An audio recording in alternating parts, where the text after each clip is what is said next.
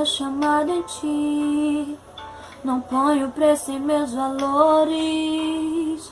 Oh, não permita que façam de mim um mercenário cantando louvores, pois muitos cantam, querem adoração, mas toda a glória eles não dão a ti. Eu intercedo a Deus em oração.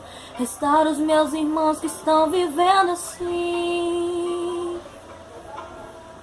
Fala com eles, Deus, pois vão te escutar. Assim como eu te ouvi, tive que repensar pra não me corromper, não me contaminar. A raiz de todos os males foi proposta pra me exaltar. Não quero assim falar com todos aqueles que ouviram o teu não, pra anunciar perdão, mudar a motivação, canção, adoração de todos que enfim se venderam por tal remi. Deus, não abro mão do meu chamado em ti.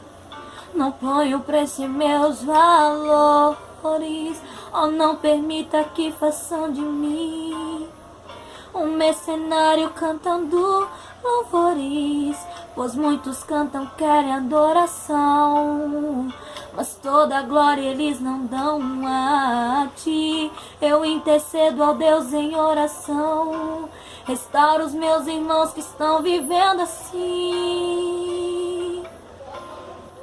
Fala com eles, Deus, pois vão te escutar. Assim como eu te ouvi, tive que repensar pra não me corromper, não me contaminar. A raiz de todos os males foi proposta pra me exaltar. Não quero assim falar com todos aqueles que ouviram o teu não, pra anunciar o perdão, mudar a motivação, canção, adoração de todos que enfim se venderam por dar remi.